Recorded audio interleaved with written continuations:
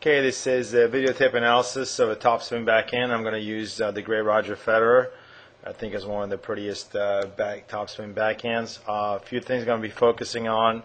Obviously, is the little L.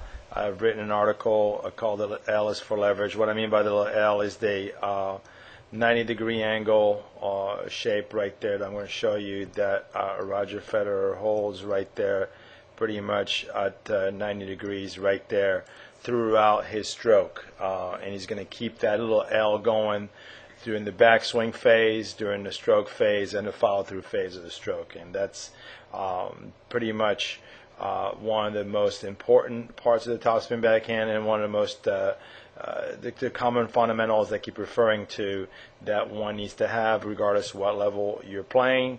If you have a one-handed backhand, you need that little L right there. Now let's rewind for a second.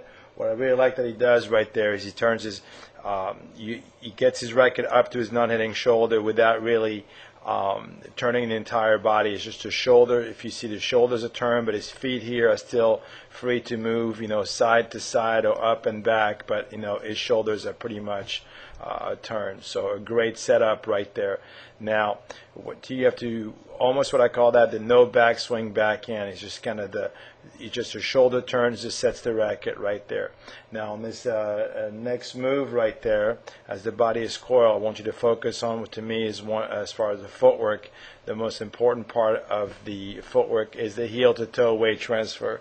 And what that will do right there is going to allow him to bend that leg right there, to bend it and to come it's going to help him use his hips a little bit more right there. So that heel to toe transfer is going to allow him to shift his weight forward.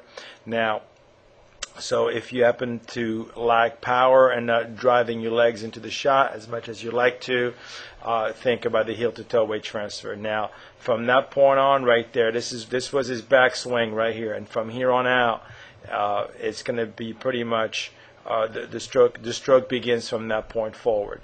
Now, as I let the tape roll a little bit, this is to me the most important position of the backhand, and I call that the power position, and there is the 90-degree angle back there. The L is set up right there, so that's huge. You must get your racket all the way back. The racket is almost parallel to the back fence right here, and perpendicular to this fence right here. So pointing the head of the racket, pointing back there, the strings pointing back, and that's a perfect setup. And from that point, he's going to unleash. So the stroke starts up here. He's going to drop it behind him. If we did better angle, you could see the racket from behind his back right there. That's how far back the racket is pointing. And from that point forward, he's going to release. Now, what I want you to notice right there is the position of the left hand. The left hand is still right here. The left hand stayed on the racket. The left hand came forward, and right about here is going to let go. And that's going to help him maintain right there the head of the racket, to have the head of the racket below the ball when you come up. Okay, so you're going to come up and hit this ball. Now, great, again, there's that 90-degree angle right there once again. The little L for leverage right when he's making contact with the ball. And notice how that is going to stay all the way through till the end of the swing. There's that little L right there.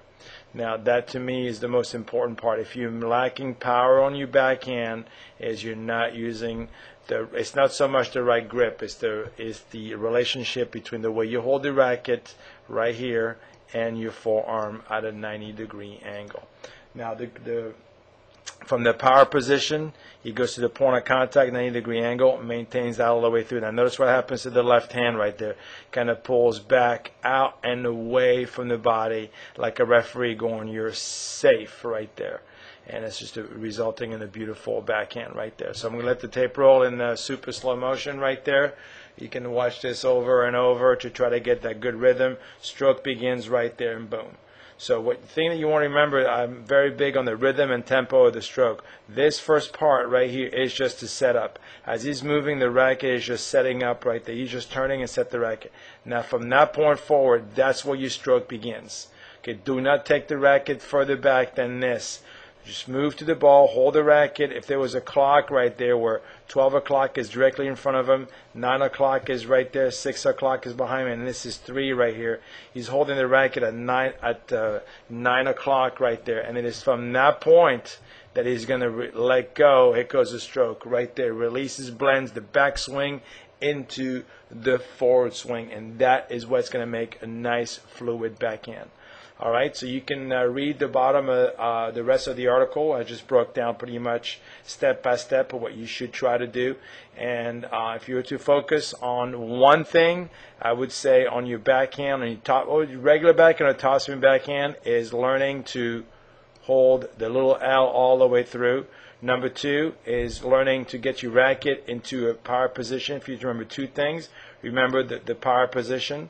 Number three, get the 90-degree angle eye contact right there. Those are the three things. If you're going to remember three things on your backhand, those will be it. All right, I hope you enjoyed this beautiful backhand by Roger Federer and the analysis and the tip that goes along with it. If you have any questions, please don't feel free to email me through the site. And one more time before I let you go. Nice fluid motion from right there. Releasing it all the way through.